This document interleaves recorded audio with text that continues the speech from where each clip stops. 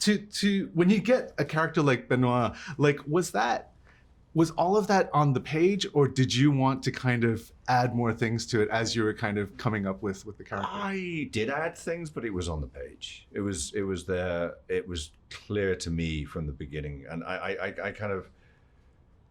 I'm still slightly surprised by because it's so rare to read something. I saw it, I visualized it, and it became Benoit. Mm-hmm. That rarely happens.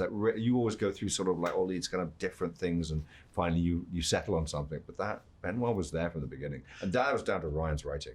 To then play someone like Linda how similar is she? Because when I was watching that character, I'm like, she's very much like her father's daughter, and that was kind of, but yet fighting so hard to not be that person. And but isn't that the nature of heredity? That we are our parents? You know, how many people that you know have said, I never wanted to be like my mother, and I am my mother. I mean, it is the nature of wanting self-expression, their own individuality, their own mind, their own ideas. But in a family of, you know, profound wealth and privilege, the connection to the teat of the successful parent is difficult to break free from.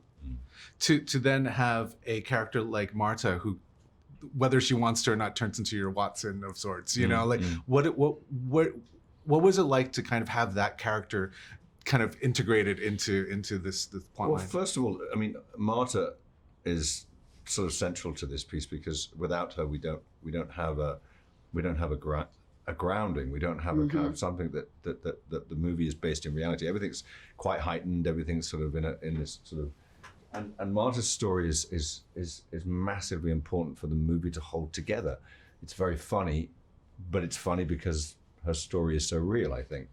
I think Benoit sees somebody in trouble, sees that she's the key to the case, doesn't know what it is, and he sees that she's a really, really good person, and so he just hones in on her and says, look, you've got to come and help me. You come and help me.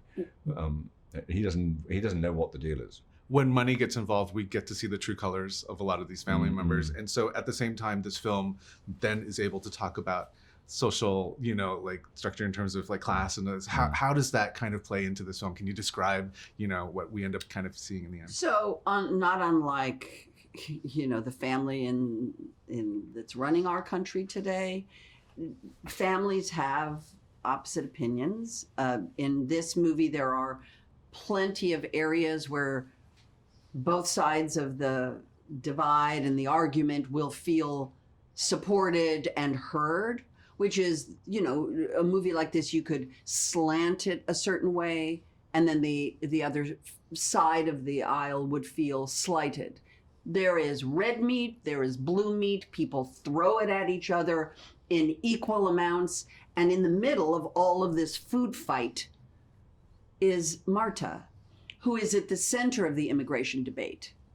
And her family is undocumented. And so there's this, you know, it's exaggerated and heightened, but it's not dissimilar to an argument going on very much so around America right now. A quick last question. What is it like to be part of this food fight? Like when, you know, to kind of go into this room and everybody's like flinging awesomeness at each other. Like what was that like for you to? Joy.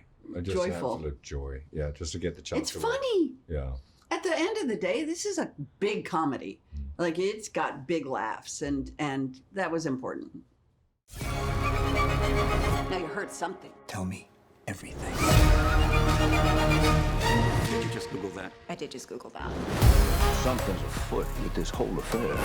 You think one of us killed him, one of his family?